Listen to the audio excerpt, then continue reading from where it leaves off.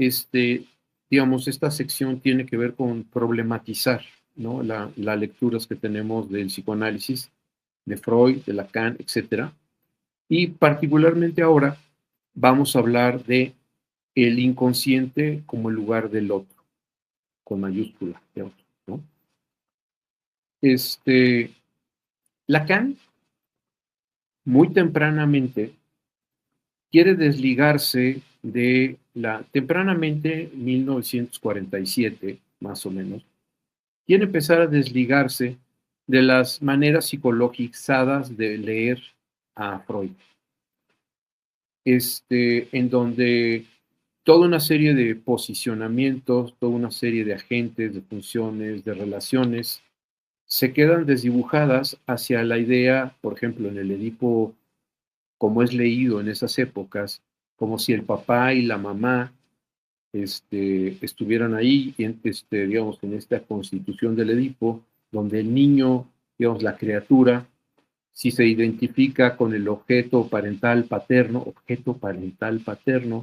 entonces está tomando una serie de elementos masculinos y toma como objeto de amor a la madre. Y entonces estamos ya como metiendo esta mirada psicologizada, que no es la que tenía tampoco Freud, pero es la manera de leerlo para simplificar las cosas. Entonces Lacan empieza a decir, a ver, no pensemos ni en mamá, ni en papá, o sea, pensemos en agentes, pensemos en funciones.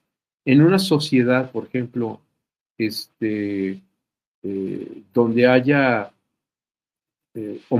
una pareja homosexual, ¿quién es el papá y quién es la mamá? O sea, no se juega en ese papel. O sea, están jugando, no se trata de papeles, sino de funciones y de posiciones que están jugando los agentes para inscribir operaciones. Entonces, eso está trasladado al orden de la lógica, no a las dimensiones empíricas de si hay suficiente o poca o demasiada madre o sea, porque ¿cómo se valora eso? O sea, ¿cuál es el termómetro que puede decir que hay suficiente o es poca, ¿no? En el caso Juanito, o sea, ¿qué tanto opera el padre cuando para Juanito fue relevante el choque que tuvo en la puerta, en el quicio de la puerta cuando entraron al consultorio de Freud? Dice, ¿te acuerdas cuando me pegaste? Porque Juanito necesitaba que operara de otra manera, ¿no? Que no fuera solo un testigo de lo que estaba aconteciéndole a él, sino que interviniera, quería un padre que interviniera. Y entonces se lo fabrica Juanito, ¿no? O sea, no es que esté ahí, pero se lo fabrica. Y se lo fabrica de tal manera que al resto de su vida, cuando ya está viviendo en Nueva York, con quien vive es con su hermano y con su padre, ¿no? Entonces, esa idea de que estaba prendado de la madre, todo eso fue una mirada que había tenido Freud y que había tenido Lacan, y que pensaba que el padre real, incluso así lo propone en el seminario 4 de la relación de objeto, era ese pobre hombre, como ese padre pusilánime. Y era un padre pusilánime para Lacan y para Freud. Para Freud no, pero para Lacan sí, pero no era un padre pusilánime. Toda la arquitectura de la fobia de Juanito, si lo leen bien, tiene que ver con el padre, no con la madre. Pero bueno, regresemos al tema.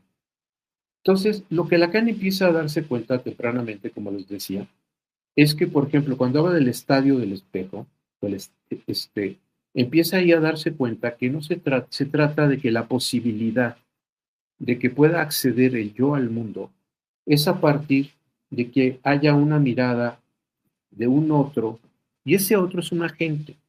Puede ser la enfermera, si es un niño que ha sido abandonado desde pequeño y está en un hospicio y está ahí una enfermera, una monja o lo que sea, y está un grupo de personas que le dan el soporte, el holding necesario y el cariño y todo ese tipo de cosas, ellos van a ser casi, Lacan habla casi como de improntarse, como los pájaros, o sea, a esas figuras, ¿no?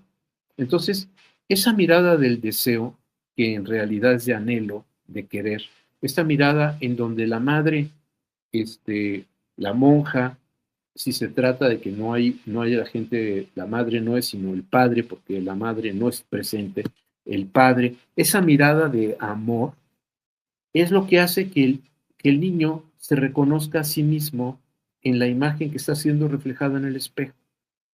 ¿de acuerdo? Por eso Lacan juega tránsito del tú al yo, ¿no? Porque los adultos dicen, tú tienes que ser tú, y entonces el niño, cuando habla en primera persona, dice, tú, no sé qué, y tiene que dar un cambio, que ya es una operación simbólica, de entender que ese tú es yo. Y aquí empiezan los problemas, porque efectivamente hemos aceptado esa serie de imperativos, esa serie de condiciones que era hacia el tú debes, tú tienes tú, y entonces se convierte en yo quiero, yo debo, todo ese tipo de cosas. Todo eso es posible porque hay un operador que está cumpliendo una función y esa función es un agente. Entonces, en este sentido, la mirada del otro, lo que el otro dice, lo que el otro tiene un papel significativo en la constitución de la subjetividad de la criatura. O sea, eso es profundamente relevante, ¿no? Pero antes de llegar a Lacan, quizá también un poquito antes de llegar con Freud, y ahorita regresamos a Lacan, por supuesto, quisiera decirles algunas para que entendamos lo que es el inconsciente como el discurso del otro, como el lugar del otro. O sea, ¿qué se está jugando en el discurso del otro? ¿No?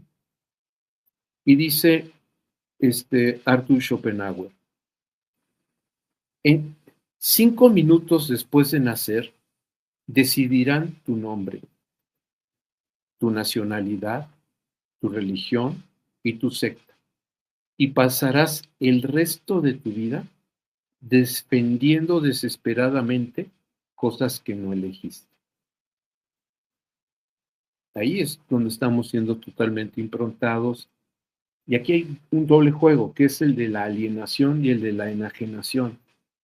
Somos, digamos, somos enajenados en el sentido que todo eso que es ajeno, todo eso que pertenece a los otros, digamos, al campo de la cultura, pero concretamente aquí de cómo todo eso está filtrado por los padres, por los agentes que cumplan esa función, que no necesariamente son los padres, y desde luego menos los que tienen simplemente el papel procreativo, o sea, es mucho más complejo que eso.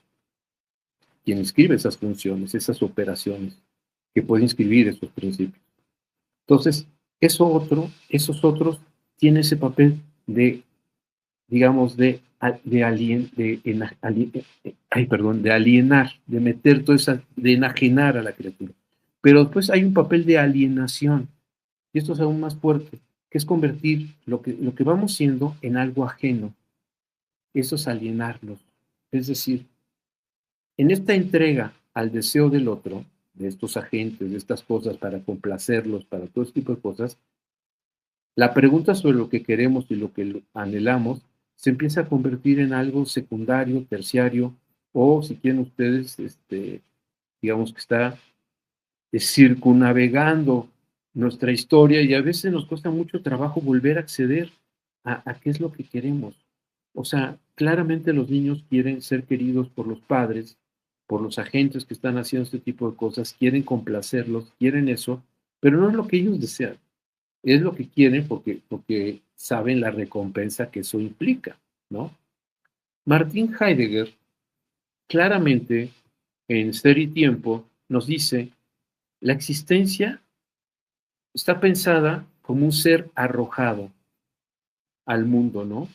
Estamos lanzados a un mundo que no elegimos, lo cual marca nuestra experiencia de vida. Entonces somos arrojados, y aquí sí viene todo la idea del holding, y somos recogidos por una red. Jean-Paul Sartre también diría que de alguna forma en esa manera que somos expulsados, es lo que vamos a ver. Aquí dice Jean-Paul Sartre, al nacer somos arrojados al mundo, debemos dar sentido a nuestra existencia a través de nuestras elecciones.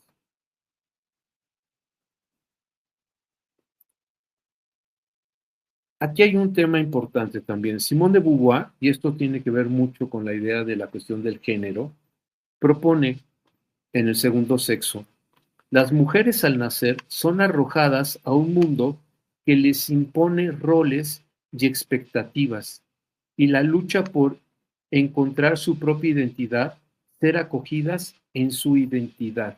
Entonces, quiero que, o sea, la propuesta es muy simple. Somos arrojados al mundo desde Schopenhauer y después, sin darnos cuenta, somos totalmente enajenados, troquelados, y de repente suponemos que todo eso que somos es lo que fuimos. Y no nos damos cuenta que ha sido todo un constructo que nos hemos ido apropiando y donde nosotros, lo que hemos sido, no es más que efecto de esa serie de cuestiones que han sido introyectadas, ¿no? Hay un psicólogo que trabajó mucho en un libro que, bueno, no trabajó mucho, pero hago menciones, que me gusta porque empieza a hacer una serie de matices que son muy importantes.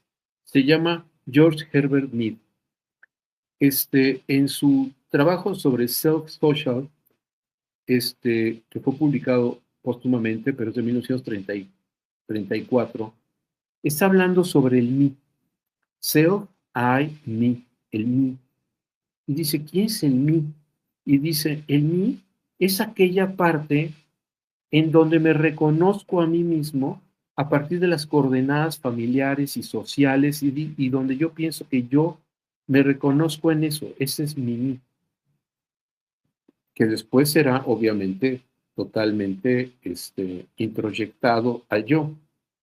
Aquí Freud lo diría claramente bien, o sea, es como una ameba, que incluye toda esta serie de cosas y de repente ya son parte de la ameba del yo y no nos hemos dado cuenta que todo eso estrictamente no nos pertenecía.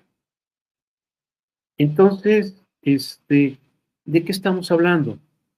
De que la criatura, en el momento en que nace, está siendo sumergida, y este concepto de sumergido es importante, sobre todo para Lacan de los últimos momentos, cuando está hablando de topología, porque todas las superficies están sumergidas en dimensiones, tercera dimensión, cuarta dimensión, segunda dimensión, o sea, en dimensiones. Y entonces ahí es donde de alguna forma las criaturas estamos sumergidas en, incluso podríamos pensar lo que es una marsupia, ¿no? Somos marsupiales en donde nacemos en un estado de prematuración y nos vamos gestando todavía en esta marsupia como los canguros, simbólica, y esa marsupia simbólica donde todavía estamos siendo cocinados, donde todavía estamos siendo, vamos construyéndonos, es de orden simbólico. Y es ahí, en esa serie de cosas, donde empezamos nacemos sin yo. Es ahí donde se va a empezar a construir lo que es el yo, ¿no? No nacemos con un yo o algo así, sino eso va a ser producto. No nacemos con un género, va a ser producto. No nacemos con una nacionalidad, no nacemos, o sea, somos criaturas que hemos sido aventadas al mundo en donde la red que nos ha acogido es la que de alguna forma vamos a incluir y construir como si fuéramos nosotros, sus principios, sus valores, lo que decía Schopenhauer, 5 minutos de nacer nos dan un nombre, nos dan una religión, nos dan una nacionalidad, y de repente suponemos que tú que eres, yo soy francés, y dices, híjole, no, lo está haciendo, si quieres, y a partir de una serie de cuestiones, o mexicano, argentino, brasileño, pero no eres nada de todo eso. No eres hombre, no eres mujer, está haciéndolo a partir de las coordenadas que te está dando tu cultura, tu sociedad, tus cosas. Y la manera en que te propones en la vida tiene que ver con esos ordenamientos socioculturales. O sea, entonces, esta parte donde el mundo, ya no vemos el mundo como es, sino como somos. Y ese somos tiene que ver con toda esta serie de alienaciones y enajenaciones en donde están trastocando todo eso. Bueno, Lacan está muy interesado en eso, muy interesado en eso. Cuando en el seminario 11 está hablando de que el inconsciente está estructurado como un lenguaje, está hablando del lenguaje exactamente como lo piensa Lévi-Strauss. no como lo piensa Peirce o como lo piensa Saussure, sino Lévi-Strauss, en el sentido de que las culturas están estructuradas a partir de una serie de lenguajes de códigos simbólicos que los determinan de manera inconsciente sobre qué parejas elegir, sobre qué es lo bueno, qué es lo malo, qué es tabú, qué es noa, qué es lo permitido y lo prohibido, qué es lo correcto, qué es lo incorrecto, qué es lo socialmente deseado, qué es lo socialmente no deseado, qué es lo que, hacia dónde debemos aspirar, cuáles son las metas, cuáles son los principios.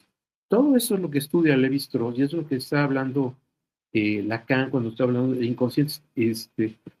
Está estructurado como un lenguaje, está pensando de esa manera en que Lévi-Strauss examina el lenguaje de los mitos, el lenguaje de los ritos, el lenguaje de muchas otras cuestiones de operaciones culturales. ¿De acuerdo? Ahí está, Seminario 11, pueden leerlo. La primera vez que hace la cita es sobre eso. Después se empieza a refinar la idea de esto, no porque sea distinta, sino porque quiere darle mayor densidad a su propuesta, complejizarla, no complicarla, complejizarla, darle más dimensión, o sea, densidad a la propuesta. Y entonces dice que el inconsciente es el discurso del otro, ¿de acuerdo? Y entonces ahí les digo una cita de Néstor Brownstein en una conferencia que dio en, en Colombia en el 2007. Dice que nuestro objeto de estudio es el sujeto, pero el sujeto no puede ser entendido sino en relación con el otro grande, sino en relación con el otro grande.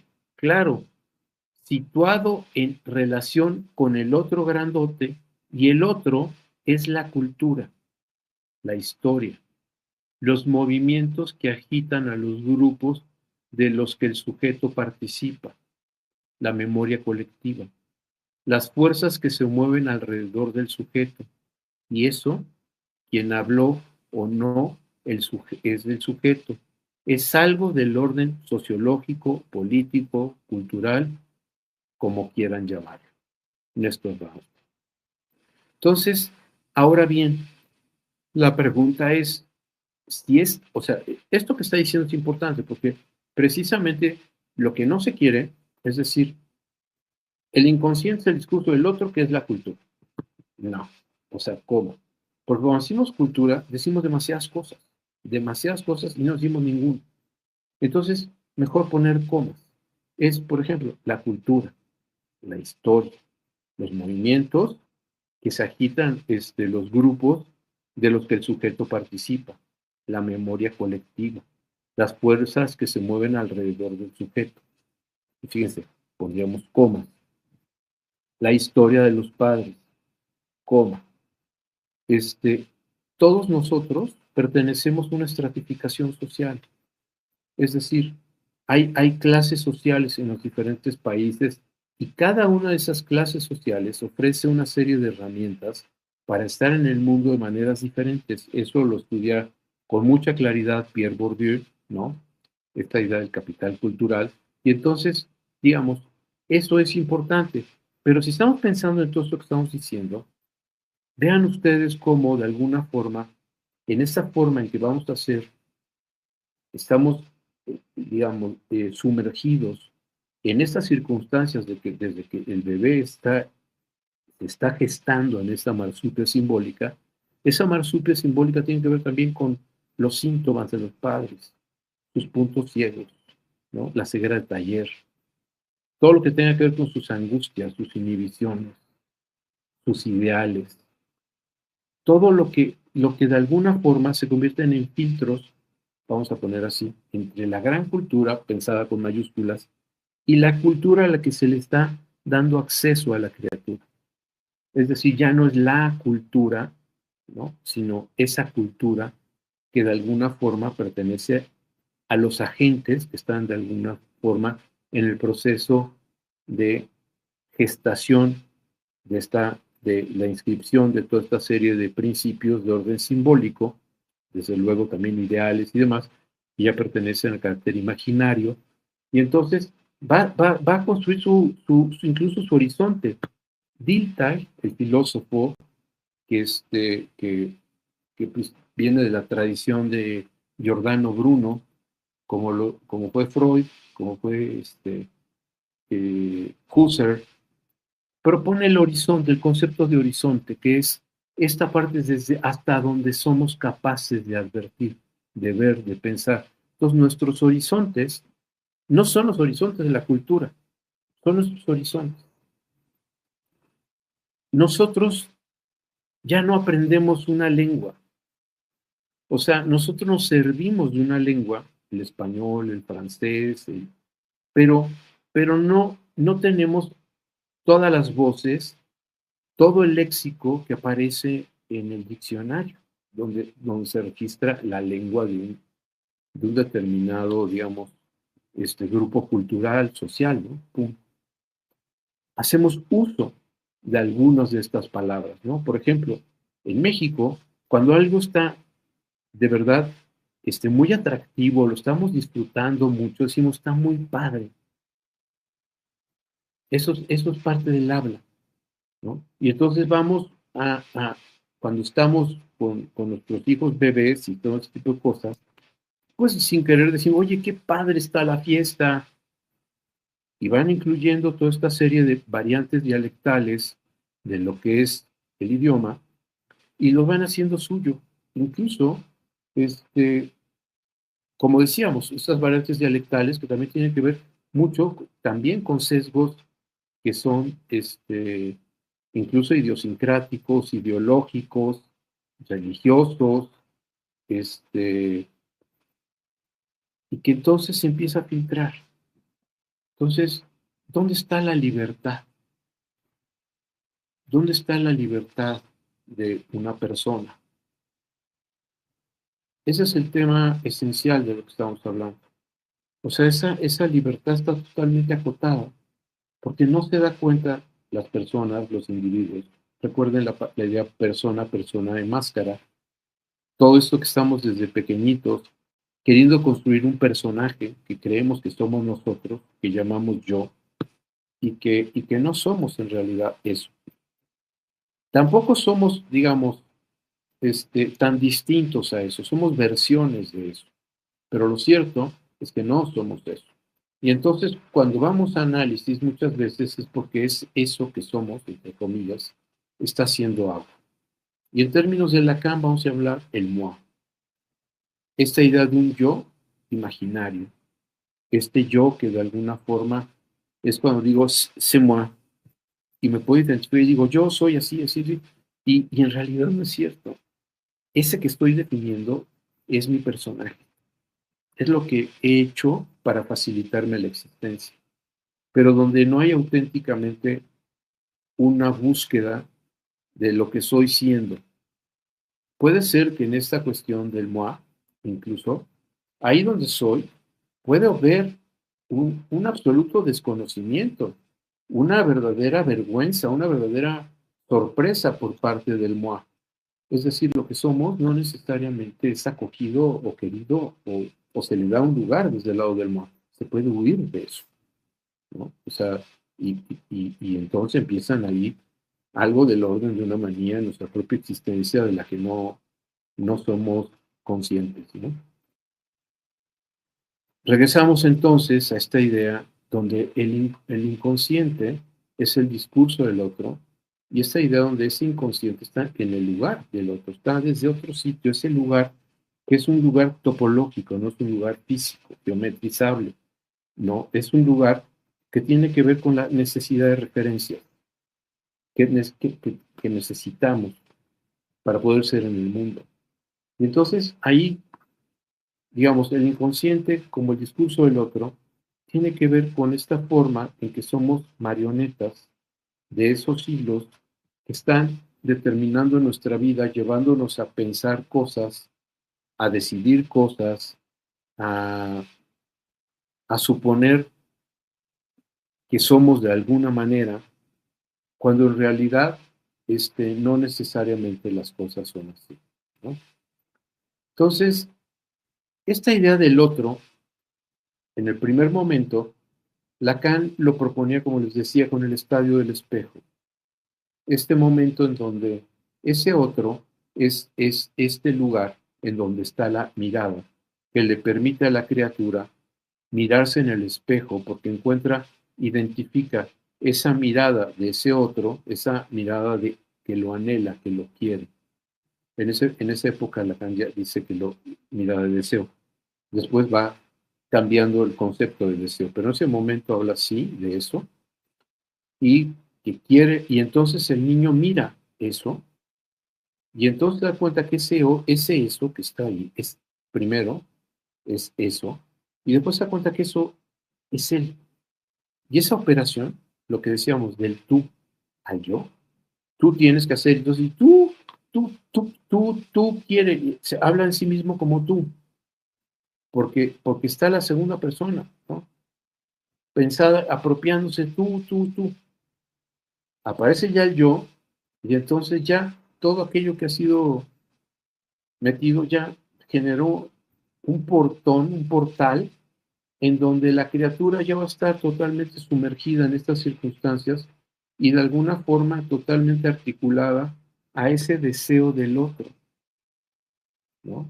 A esos imperativos, a esas características que están ahí gobernando desde este lugar del otro, el discurso del otro. Entonces, ese deseo del otro, que es, que es lo que identificamos nosotros como nuestro lugar en el planeta Tierra.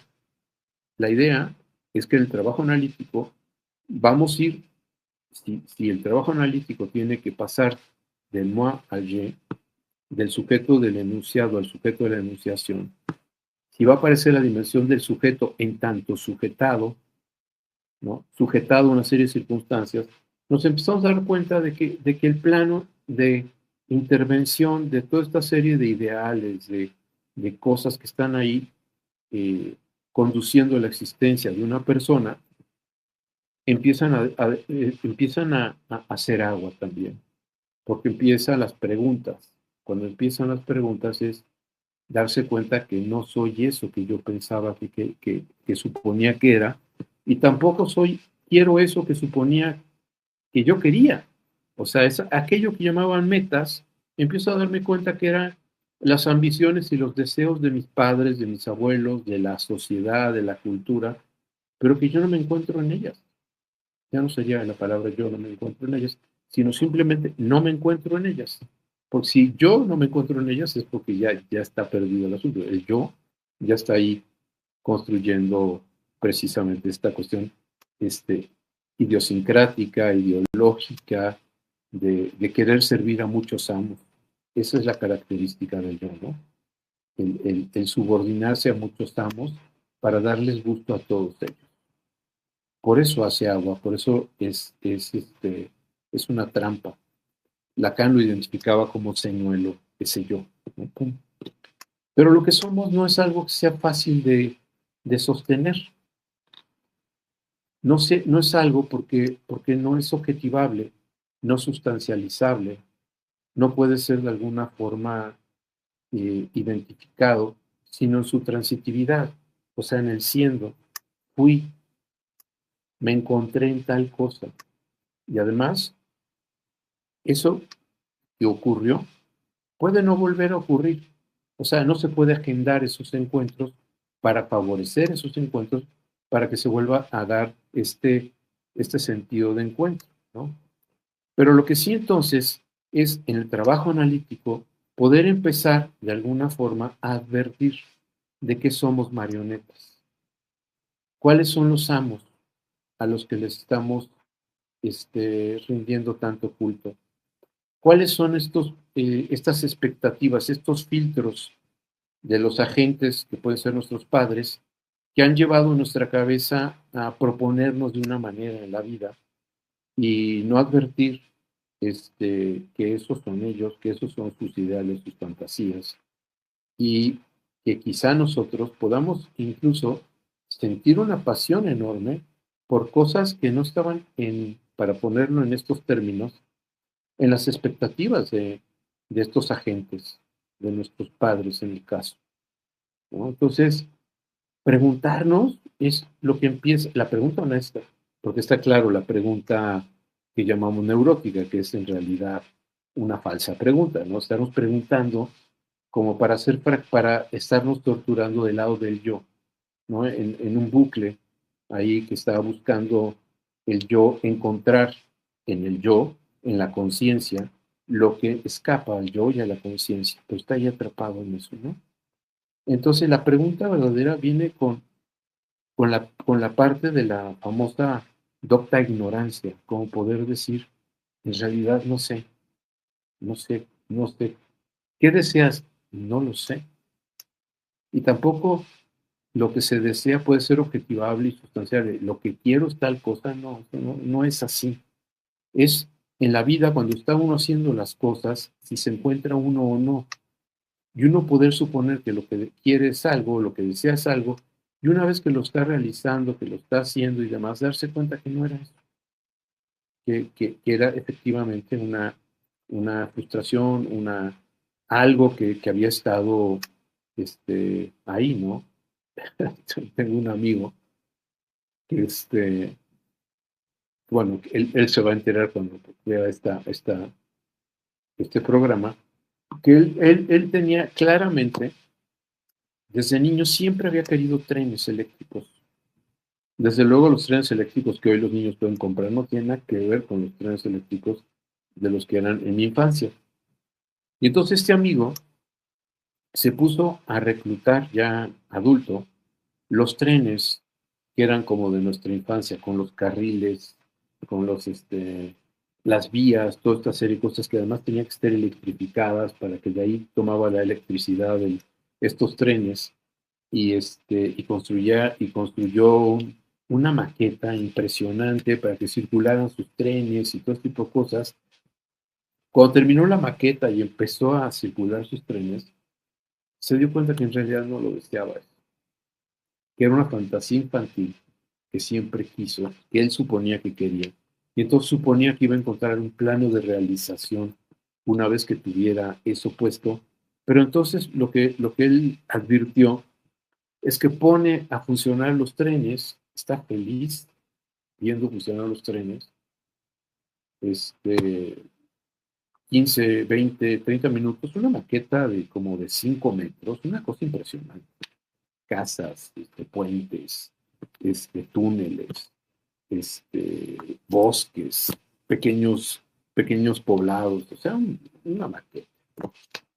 La pone a funcionar media hora y se empieza a aburrir. Y dice, no es lo que yo quiero, ¿no? No es, en realidad es esto. Entonces la tiene armada y está así armada sin que vuelva a jugar con ella varios meses, creo que hasta un par de años, hasta que decide que la tiene que desmantelar y que no es lo que en realidad quiere, ¿no? Entonces, esta parte donde podamos advertir cuál es ese discurso del otro, ese discurso del otro que tiene que ver con los laleos de la primera infancia, con la parte de las entonaciones de nuestros padres, que tienen que ver con toda esta serie por eso les digo, hasta de puntos ciegos que incluso esta idea de pensar este discurso del otro, ese discurso del otro puede ser de varias generaciones, de 3 generaciones. O sea, no solo se detiene en el asunto de lo que son, digamos, los padres o los que están gestando a la criatura, sino la manera en que ellos mismos estuvieron sumergidos, van digamos, en el mundo de sus padres, va a empezar a trastocar la manera en que van a sumergir a sus hijos. Entonces, a veces hay ciertas condiciones, ciertas cosas sintomáticas, por ejemplo, ciertas compulsiones, incluso fobias, este, supuestas realizaciones, ¿no? Estas familias de médicos o de ¿cómo se llama?, de músicos, ¿no? Son generaciones en donde vemos que de alguna forma este inconsciente, como el discurso del otro, está ahí comandando muchas de las decisiones, muchos de los principios, pero por eso les digo, o sea, ni siquiera tiene que ver solamente con la dimensión de los padres. Por eso yo creo que pensar la idea del inconsciente como el discurso del otro, y no solamente proponer como el campo de la cultura, pero también como lo propuso Brownstein, me gusta mucho, dice, su historia. O sea, por ejemplo, en México tenemos por la tradición, fíjense, de la conquista, nosotros utilizamos el diminutivo, ¿quieres una tacita de café? Pero no estamos apelando al tamaño de la taza, sino es una forma amigable de ofrecer una taza. ¿Por qué? Porque así lo usaban el idioma, el náhuatl, el pili, que era el idioma de la aristocracia náhuatl. Ellos decían, usaban el lenguaje de los niños, pues se llama el pili, ¿no? Y entonces decimos casita, tacita, usamos los diminutivos, pero no porque sean pequeños, sino porque queremos ser amables.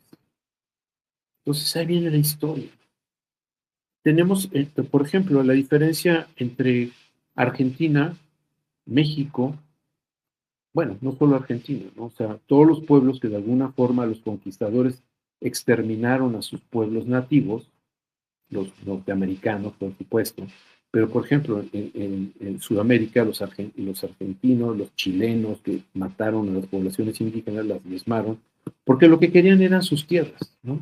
Aquí no. ¿Qué querían de los indígenas? Los querían poner a trabajar para ellos.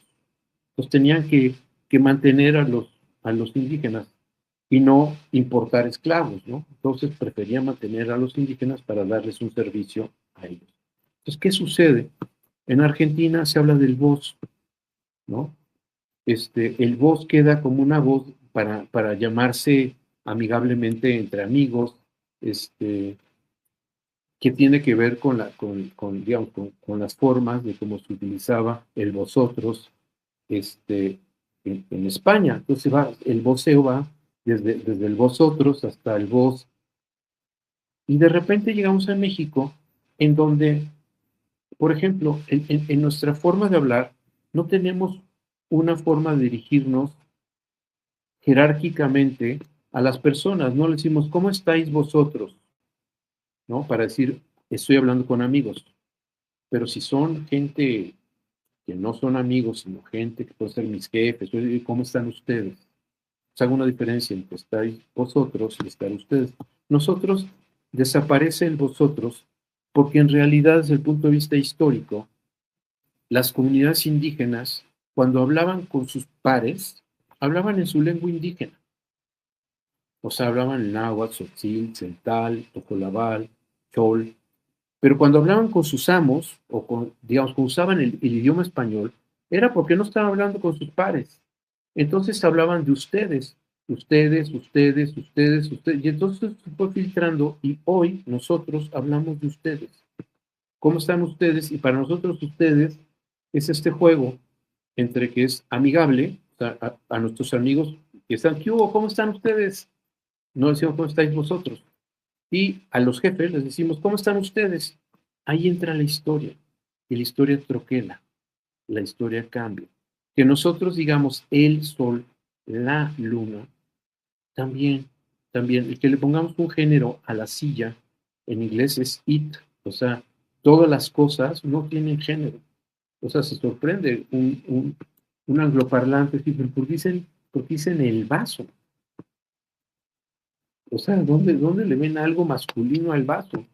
O el sillón y la silla, o sea, ¿por qué? Bueno, eso no es sin consecuencias.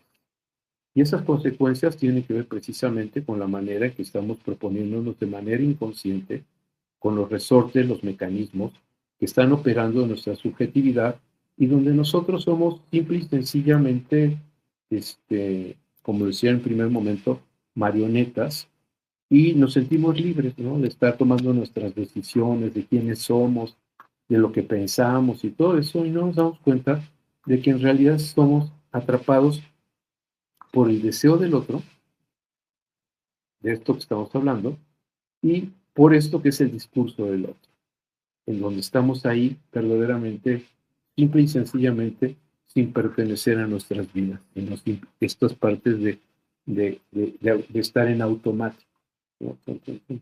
Hasta que empieza a hacer agua el modelo, hasta que empieza a haber problemas, y entonces empieza a haber problemas. Por cierto, déjame revisar el chat porque no sé si hubo ya preguntas o no.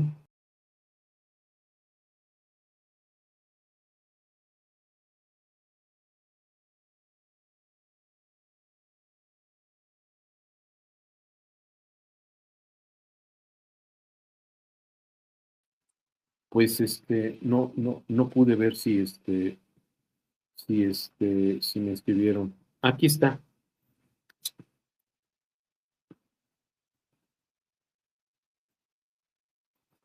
¿Dónde está? Pues primero, esta parte donde la autonomía en realidad no existe, o sea, somos los ecos de esas generaciones, de esas propuestas. Somos, digamos, la autonomía podríamos llamar algo del orden del estilo, de todas esas historias, de todo ese tipo de cosas. O sea, no somos entes puramente pasivos que están siguiendo esa serie de instrucciones, estamos operando y dialogando con ellas, ¿no? Entonces, para decirlo de alguna forma, generamos algo que podría ser llamado estilo de la manera en que estamos sometidos a ese tipo de circunstancias.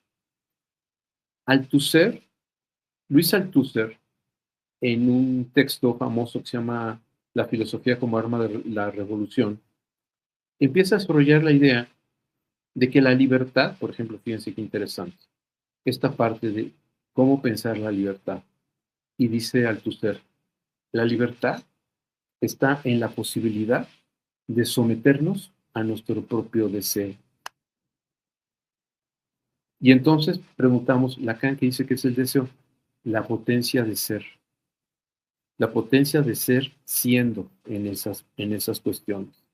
La posibilidad de yo pasar por el pasillo de cereales y poder elegir verdaderamente a partir de lo que encuentro yo como que me ha dado placer, y no por la alienación y las cosas y los colores y lo que me ha ofrecido o por lo que sé que mis amigos que tienen cierto nivel sociocultural, socioeconómico y más, compran determinados tipos de cereales y entonces yo quiero aparecer como en esa misma dimensión y entonces compro esos cereales, ¿no? Sin legítimamente preguntarme si estoy en ellos, si me conciernen. Entonces, en realidad el yo, seminario, el primer seminario, bueno, el tercer seminario de Lacan, que Miller propone que es el uno, el de 1953, lo que empieza a trabajar Lacan en ese seminario es que el psicoanálisis no puede dirigirse al yo, precisamente por eso, por sus servidumbres, porque el yo es esta mascarada, porque el yo está completamente atrapado a toda esta serie de circunstancias. Por eso se ve obligado a construir otra, o sea, está yo, ello, super yo, y Lacan dice, es que no, necesito otra instancia. Ojo, Lacan llama, Freud le llama instancias, no es la segunda tópica, no hay tópica ahí, son instancias, llama la segunda instancia psíquica. Entonces Lacan se ve la necesidad de construir una instancia que llama sujeto. ¿Por qué sujeto? Por sujetado. ¿Por qué sujeto? Porque no es algo sustancializable. El sujeto es en su sujeción, en su sujetamiento, ¿a qué? A esa potencia de ser. A esa potencia de ser que de alguna forma, digamos, los cauces que abre el discurso del otro, uno puede encontrar en ellos ese cauce para poder ser siendo o tener que arribar o construir otros, ¿no? Eso es importante. Entonces, bueno, eso con respecto a la pregunta que alcancé a ver, pero porque apareció en el cintillo. Entonces, en ese sentido es como creo que lo está pensando Lacan, ¿no? Desde luego, es muy importante, ¿no? Dice, ¿en qué momentos el sujeto ya no es esclavo de la cultura, familia, costumbres y lenguaje? El sujeto nunca es esclavo de la cultura. El sujeto está determinado por el deseo, por la falta. El yo es el que es esclavo. El yo, el moi, es esclavo de la cultura, la familia, las costumbres, la lengua, ¿no? El sujeto digamos, aquí la diferencia entre lengua y lenguaje. El sujeto está sujetado al lenguaje, el sujeto está sujetado a la falta el sujeto está sujetado al deseo como potencia de ser, pero es en eso, o sea, no es nada objetivable, ¿no? Es esta parte de uno encontrarse con ello, en el siendo, en la transitividad de las posibilidades, ¿no? Entonces, esto es básicamente lo que es entonces este campo del otro, y como les decía primero, en Lacan, empieza a construirlo, incluso ya en el seminario 5 y 6 empieza a desligarse de esta idea, seminario 5 sobre todo, ya empieza a darse cuenta, es cuando empieza a desarrollar lo que va a ser las primeras representaciones de lo que va a ser el grafo del deseo, ¿no? Grafo del deseo, porque fíjense, lo que es el grafo del deseo, recuerden que un grafo es como, por ejemplo, eh, un cartero para hacer las visitas que tiene que hacer, escoge, digamos, para no ir 3 veces por la misma calle, porque se cansa, tiene que escoger una ruta por la cual no pase 2 veces por los mismos lugares. Tiene que ser la ruta más simple, más mejor. Bueno, eso es un grafo.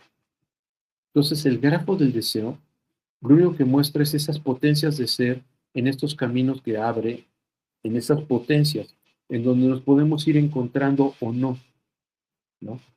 Si hay la emergencia, porque el yo, insisto, el yo puede estar tratando de no permitir que nos encontremos en esto de ser, porque no le parece sensato, no le parece prudente, no le parece correcto, porque tiene una ideología, porque tiene una serie de cosas. Todo esto que decía Schopenhauer me parece magistral, ¿no? Por eso traje aquí la cita de él, de Schopenhauer, porque me parece brutal. 5 minutos después de nacer, decidirán tu nombre, nacionalidad, religión y secta, y pasarás el resto de tu vida defendiendo desesperadamente cosas que no elegiste, porque te supones que eres tú. Está ahí troquelado y ahí está el discurso del otro. Es ahí cómo estamos troquelados llevando en ese sentido. Esta parte donde dice Jean-Paul Sartre con la misma cuestión, pero además dice, debemos dar sentido a nuestra existencia a través de nuestras elecciones, elecciones que también están determinadas por ese otro, qué es lo correcto, qué es lo incorrecto, qué es lo que está considerado como de bajo nivel, de alto nivel, qué es lo que estamos ahí como atrapados para tratar de estar este, sentido de servir a tantos amos, ¿no? Por eso el deseo y el sujeto es algo efímero, es algo breve. Fui o no en un instante. Lo cierto es que el poder de advertir esto es empezar a poder salir de estos atrapamientos, nunca totalmente, pero digamos, tener más posibilidades de manejo de esos atrapamientos, tener más posibilidades de ser, más encuentros con lo que es la verdad de nuestro deseo, ¿no? Que en realidad esa es la única verdad, ¿no? Dice, hay un entendido para muchos psicoanalistas de que la finalidad del análisis es darse cuenta que no existe tal finalidad. Mi pregunta es si esto se refiere al ideal del sujeto, a una forma de aceptación de estar sujeto a distintos elementos que lo determinan. Exacto. ¿Y cuáles son esos objetos que lo determinan? Este sentido de una axiología o de un fin o de un propósito, o todo este tipo de cosas, tiene mucho que ver con las psicoterapias y de no entender, por ejemplo, cuando hablábamos de dirección de la cura, que la cura es una curaduría, un reordenamiento subjetivo, como una exposición de pintura. Cura no es salubrista, no hay ese propósito. O sea, todos esos propósitos son agregados, toda esa serie de propósitos se vienen dando por añadidura, pero sí se dan porque el engaño en que vivimos, todas estas formas de proponernos, lleva necesariamente a lo que Darth Vader diría el lado oscuro, ¿no? De este discurso del otro, en donde estamos simple y sencillamente siendo gobernados por él sin ni siquiera advertir. Bueno, espero que les haya sido útil esta plática y bueno, nos veremos en la siguiente. Hasta luego.